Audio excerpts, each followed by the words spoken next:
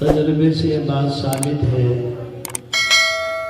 اور ہمارے بڑوں کی فکر بھی ہے کہ بچیوں کی تعلیم عام کی جائے۔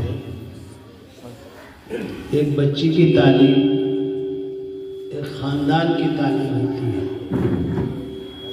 ایک بچے کی تعلیم ایک فرد کی تعلیم ہے، اور ایک بچی کی تعلیم ایک خاندان کی تعلیم ہے۔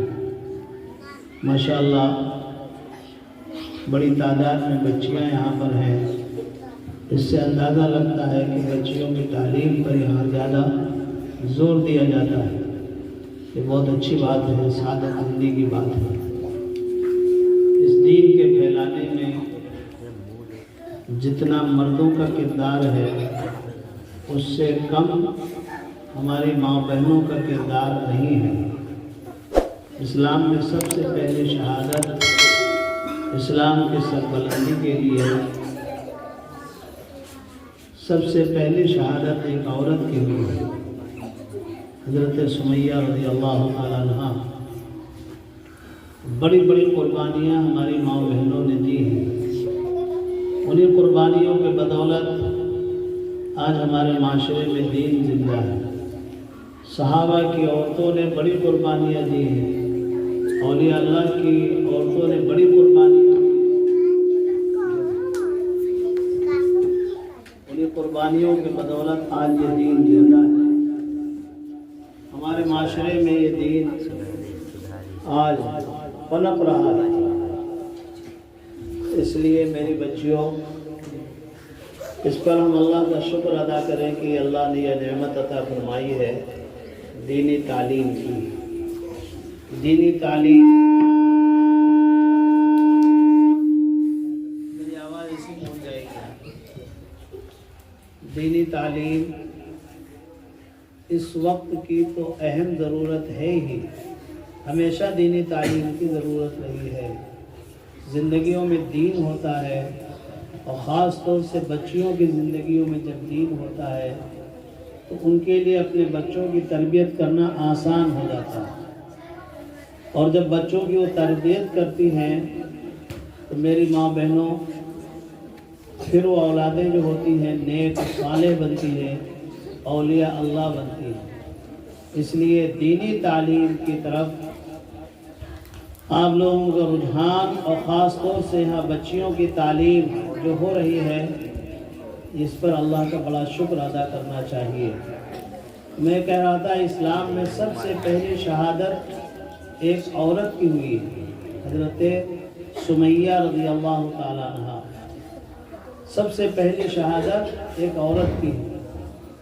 اور اسی طریقے سے میری ماں بہنوں، جتنے بھی غزوات ہوئے نبی پاک صلی اللہ علیہ وسلم کے زمانے میں، عورتوں کا بے مثال کردار رہا ہے۔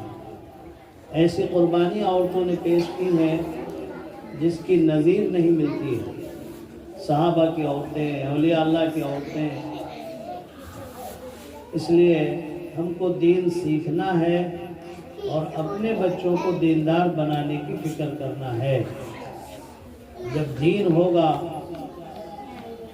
اور دینی زندگی ہوگی تو اللہ کے نبی صلی اللہ تعالیٰ علیہ وسلم کی سنتوں پر چلنا آسان ہوگا۔ اللہ کے نبی نے فرمایا، من احیا سنتی اکرمہ اللہ باربع خصال،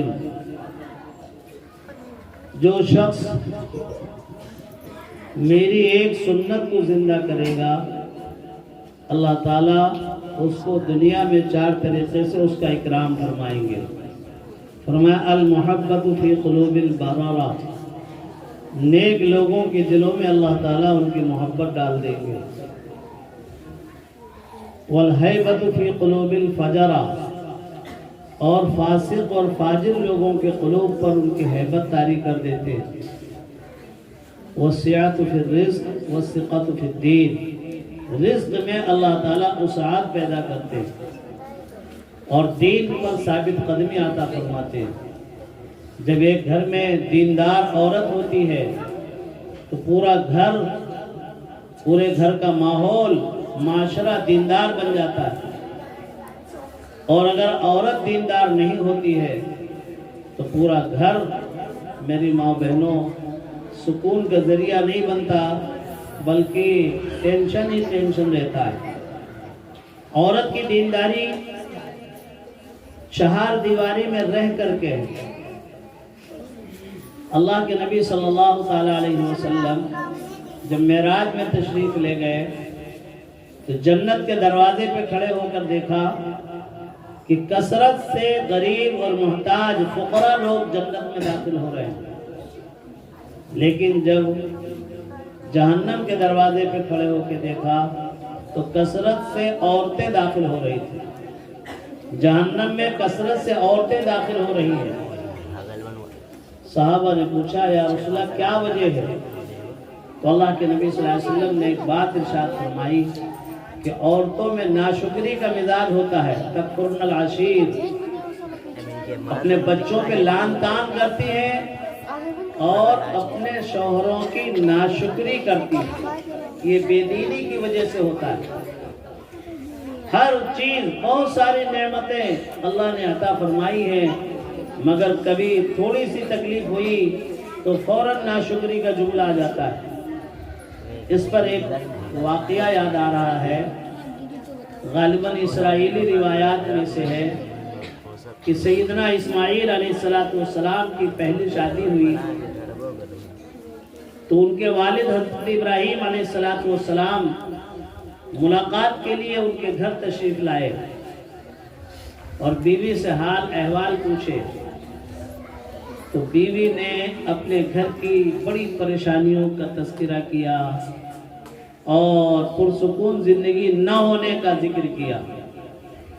حالانکہ اس کا کام یہ تھا کہ اللہ کا شکر ادا کرتی کہ اللہ نے جس حال میں رکھ رکھا ہے اللہ کا شکر ہے، لیکن انہوں نے ناشکری کے جملے کہے۔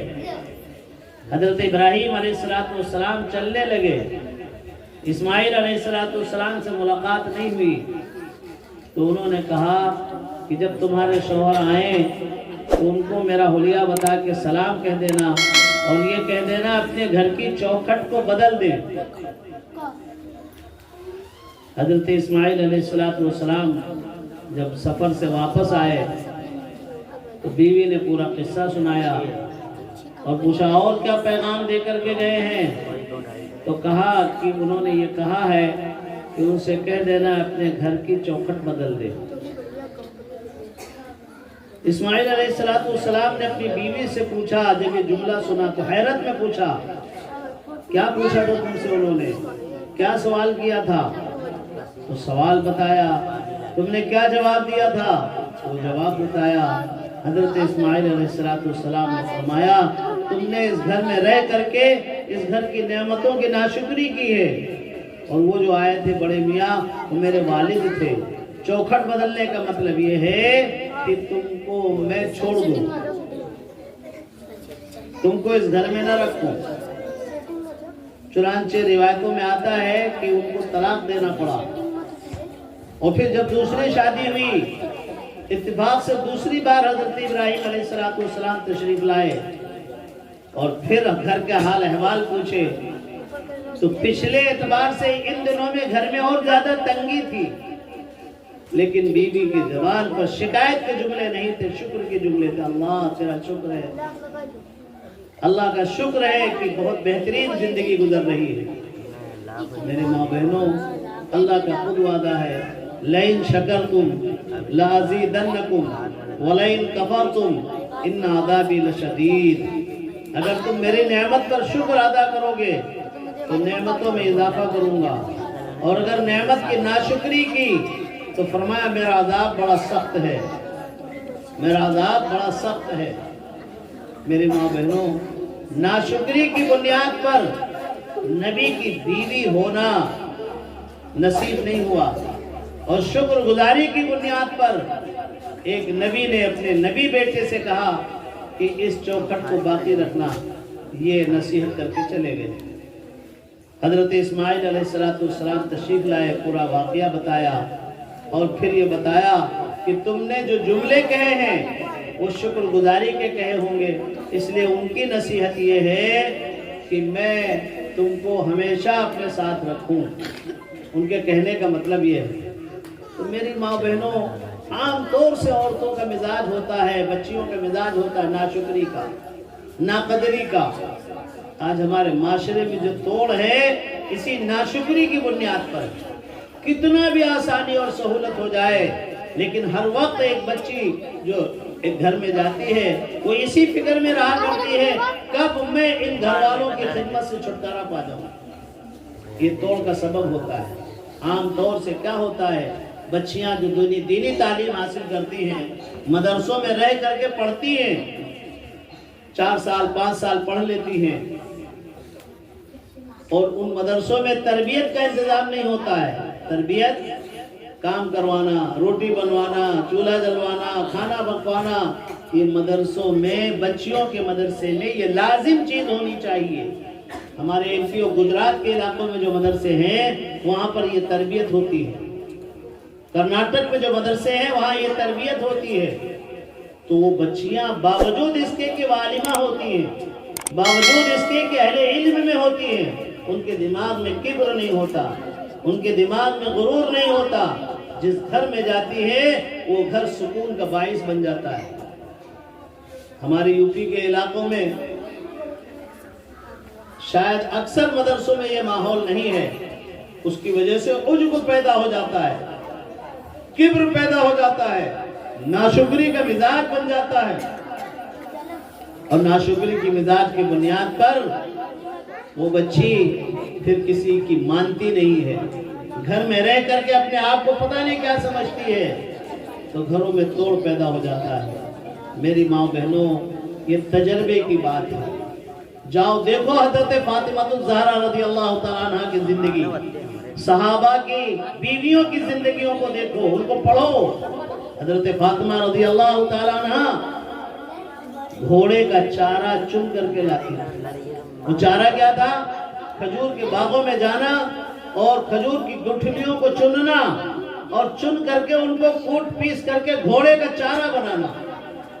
گھر کے لوگوں کا کھانا بنانا تو اپنی جگہ کے اوپر ہے، گھر میں کھانا الگ بنانا، گھر کا کام کاج الگ کرنا، اور گھوڑے کا چارہ الگ تیار کرنا، مشکیزہ میں پانی بھر کر کے 2 کلومیٹر سے دور سے لانا۔ میری ماں بہنوں، حضرت فاطمہ الزہرا رضی اللہ تعالیٰ عنہ کون ہیں؟ جنت کی عورتوں کی سردار ہیں۔ ہماری بچیاں آج روٹی صرف بنانی پڑ جائے، گھر کا کھانا بنانا پڑ جائے، گھر میں جھاڑو پوچھا لگانا پڑ جائے، زیادہ کام پڑ جائے تو نہ جانے کتنے برے حالات پیدا ہو جاتے ہیں۔ میری بچیوں، سبق سیکھو۔ دین صرف اس کا نام نہیں ہے کہ قرآن کے الفاظ پڑھ لو، دین صرف اس کا نام نہیں ہے کہ صحابہ اور صحابیات کی زندگی پڑھ لو۔ دین نام ہے اس پر عمل کرنے کا، اپنی زندگی بنانے کا۔ حضرت فاطمہ رضی اللہ تعالیٰ عنہ کو پتہ چلا کہ بہت سے غلام اور باندیاں رسول پاک صلی اللہ علیہ وسلم کی خدمت میں آئے ہوئے ہیں۔ کسی نے مشورہ دیا، حضرت علی رضی اللہ تعالیٰ عنہ نے مشورہ دیا کہ فاطمہ، تم کو بہت محنت پڑتی ہے، گھر کا بھی کام کرنا پڑتا ہے، باہر کا بھی کام کرنا پڑتا ہے، اور مجھے تو ٹائم نہیں ملتا ہے اللہ کے راستے میں، ہر وقت اللہ کے راستے میں ہیں، ادھر سے آئے ادھر چلے گئے، ادھر سے آئے ادھر چلے گئے، گھر میں رہنے کا موقع نہیں ملتا ہے۔ حضرت علی نے فرمایا کہ اللہ کے نبی صلی اللہ علیہ وسلم، ابا جان کی خدمت میں چلی جانا اور کوئی سوال کر لینا، کوئی باندی ہو، کوئی غلام ہو۔ پہلے زمانے میں باندی اور غلام ہوا کرتے تھے جو گھروں میں کام کیا کرتے تھے، کہ اللہ کے نبی صلی اللہ علیہ وسلم سے کہہ دینا، وہ دے دیں گے، تم کو آسانی ہو جائے گی۔ حضرت فاطمہ رضی اللہ تعالیٰ عنہ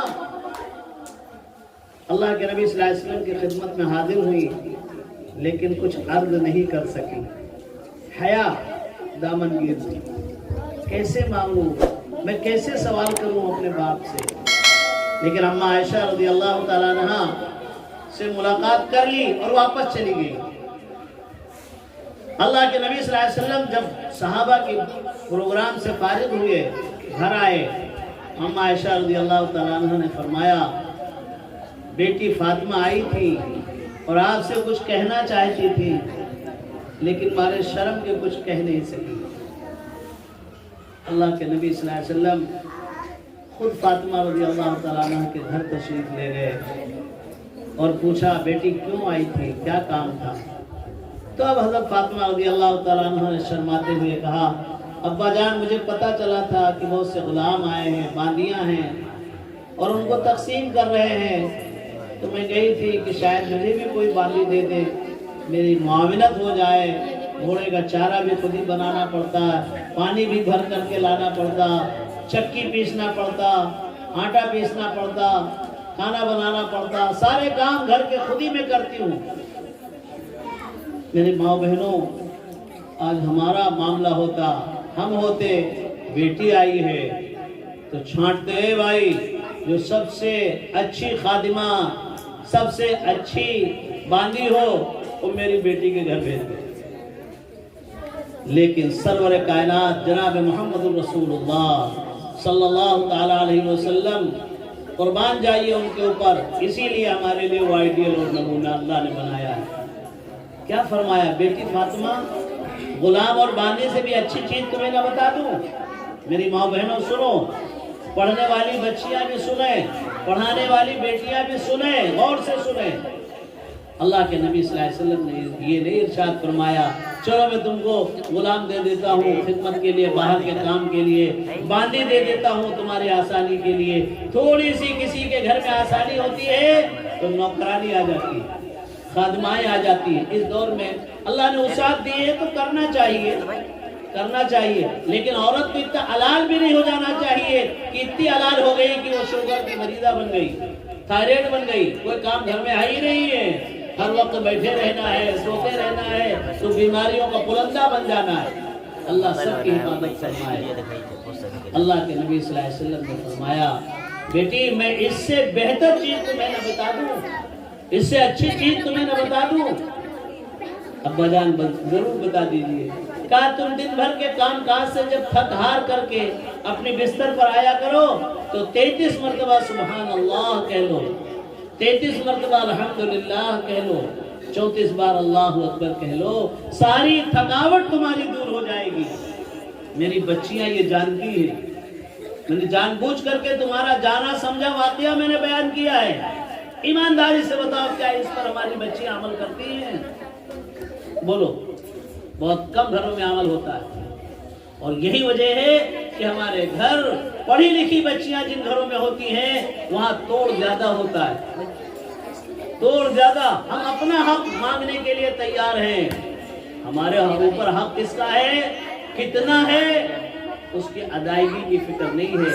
حالانکہ میری ماں بہنوں، اللہ کے ہاں یہ نہ پوچھا جائے گا کہ تمہارا حق کن کن لوگوں نے ادا نہیں کیا، بلکہ یہ پوچھا جائے گا تمہارے اوپر جن کا حق تھا ان کا حق تم نے ادا کیا کہ نہیں ادا کیا۔ اللہ کے یہ پوچھا جائے گا۔ اپنے حق کو معاف کر دو، جو تمہارا حق ہے معاف کر دو، اس کا بدلہ اللہ کے ہمیں چاہیے۔ ہمارے اوپر شوہر کا حق ہے، ہمارے اوپر شوہر کی ماں کا حق ہے، شوہر کے باپ کا حق ہے، اس گھر کا حق ہے، شوہر کی ہر چیز ہمارے لیے امانت ہے۔ اس امانت کی کتنی ہم نے حفاظت کی ہے، اس کی امانت کا کتنا ہم نے پاس و لحاظ کیا ہے۔ میرے ماں بہنوں، میری بچیوں، ان باتوں کو کتابوں میں پڑھتی ہو، اس پر عمل کرنا ہے، اس پر عمل کرو۔ حضرت فاطمہ رضی اللہ تعالیٰ عنہ کی پوری زندگی کو پڑھو، صحابہ کے عورتوں کی پوری زندگی کو پڑھو، لیکن جب دنیا سے جانے کا وقت آیا ہے تو بہت غور کرنے کی بات ہے۔ حضرت فاطمہ رضی اللہ تعالیٰ عنہ کے انتقال کا وقت قریب آ گیا، اپنے شوہر کو بلایا، میرے شوہر جب میرا انتقال ہو جائے تو میرے انتقال کی خبر تم کسی کو مت کرنا۔ کیوں؟ میں نے زندگی ایسی گزاری ہے کہ میرے جسم کے اوپر کسی غیر محرم کی نظر نہ پڑے۔ یہ جو مجمع ہے اور یہ جو بات ہو رہی ہے یہ شرعاً غلط طریقے پہ ہو رہی ہے۔ کہنے والے کے اور سننے والی بچیوں کے درمیان میں پردہ ہونا چاہیے تھا۔ چھوٹی بچیوں کے لیے تو معاف ہے، لیکن بڑی بچیوں کے لیے پردہ بیچ میں حائل ہونا چاہیے تھا۔ نہ وہ ہم کو دیکھیں نہ ہم ان کو دیکھیں، شریعت اجازت نہیں دیتی۔ آئندہ کے لیے اگر آپ کا پروگرام ہو تو اس کا اہتمام کریں۔ یہ پلر تھا بیچ میں، یہاں سے ایک پردہ باندھ دیا جاتا، بچیاں ہماری بڑی پیچھے بیٹھتی، چھوٹی بچیاں آگے بیٹھ جاتی، کہنے والا سامنے نہیں ہوتا، نہ ہماری بڑی بچیاں ہمارے سامنے ہوتی۔ پردے دیکھو، دین کی بات جتنا دین کے دائرے میں رہ کر کے کرو گے اتنا فائدہ ہوگا، اور دین کی بات بے دینی کے ساتھ چاہے جتنی کی جائے اس کا کوئی اثر نہیں ہوگا۔ اس لیے آئندہ اس کا دھیان رکھیں۔ حضرت فاطمہ رضی اللہ تعالیٰ عنہ نے کیا فرمایا؟ میرے انتقال کی خبر تم کسی کو نہ دینا۔ کیوں؟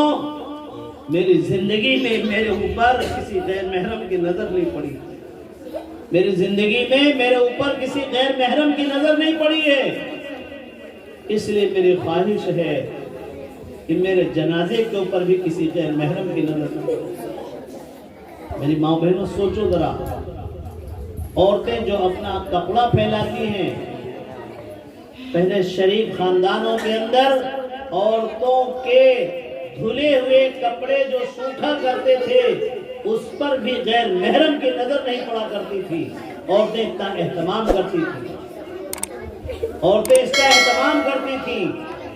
آج ہماری عورتوں کے کپڑے بھی کھلے عام سکھائے جاتے ہیں۔ بے حیائی کا کتنا دور یہ بڑھ گیا، آگے چلا گیا۔ حضرت فاطمہ رضی اللہ تعالیٰ عنہ کہتی ہیں زندگی میں میرے اوپر کسی غیر محرم کی نظر نہیں پڑی۔ کھجور کے باغ سے گٹھلیاں چن کر کے لانا، 2-3 کلومیٹر دور جا کر کے پانی مشکیزے میں بھر کر کے لانا، ایک کندھے کے اوپر پانی کے مشکیزے کے لٹکانے کا نشان پڑ جاتا تھا۔ اور مقام کیا ہے؟ جنت کی عورتوں کی سردار ہیں، یہ آخرت میں مقام ہے اور دنیا میں کام یہ ہے۔ حضرت علی سے فرمایا میرے جنازے کی اطلاع مت کرنا اور میرا جنازہ رات میں اٹھانا، کہیں کسی غیر محرم کی نظر میرے اوپر نہ پڑ جائے۔ اس لیے میری ماں بہنوں، میری بچیوں، میں اس وقت زیادہ بات بھی نہیں کرنا چاہتا، اس لیے کہ مجلس بھی شریعت کے خلاف منعقد ہوئی ہے، لیکن بہرحال کچھ باتیں کہنی تھی، یہ کہہ دیا ہے۔ شاید اللہ تعالیٰ دل میں بات ہمارے بھی آپ کی بھی ڈال دے اور ہم سب عمل کرنے والے بن جائیں۔ عملی زندگی بناؤ، دین زندگی میں لاؤ۔ دین کس کو کہتے ہیں؟ جب پڑھو گی صحابہ کے واقعات کو پڑھو گی، نبی پاک صلی اللہ علیہ وسلم کے خاندان کے عورتوں کو پڑھو گی تو پتہ چلے گا۔ اما عائشہ رضی اللہ تعالیٰ عنہ رسول پاک صلی اللہ علیہ وسلم کے پیچھے کندھے پر سر رکھ کر کے، توڑی رکھ کر کے کھڑی تھی دروازے کے اوپر۔ ایک نابینا صحابی آ رہے تھے، اللہ کے نبی صلی اللہ علیہ وسلم نے ارشاد فرمایا عائشہ ذرا پردے میں چلی جاؤ، عائشہ پردے میں چلی جاؤ۔ اما عائشہ رضی اللہ تعالیٰ عنہ نے ایک سوال کر لیا، یا رسول اللہ وہ تو نابینا ہے، ان سے بھی پردہ ہے کیا؟ اللہ کے رسول صلی اللہ علیہ وسلم کا چہرہ غصے سے سرخ ہو گیا اور فرمایا وہ تو نابینا ہے، تم تو نابینا نہیں ہو، تم تو دیکھ رہی ہو۔ آج پردہ کہاں چلا گیا ہمارا؟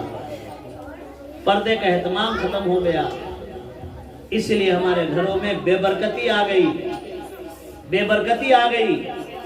نمازی گھر میں چند ہیں، بے نمازی زیادہ ہیں، اس لیے گھر میں بے برکتی کی نحوست آ گئی، سکون چھن گیا۔ اس لیے اس دینی تعلیم کے ذریعے سے ایک دل میں امنگ پیدا کرو۔ دینی تعلیم صرف کتابوں کی نہیں مجھے حاصل کرنا ہے، عملی زندگی بنانا، عملی زندگی بنانا۔ یہ چونکہ تعلیم گاہ ہے، بہت سی بچیاں اس میں پڑھانے والی کی ہوں، میری ایک گزارش ہے آپ سے،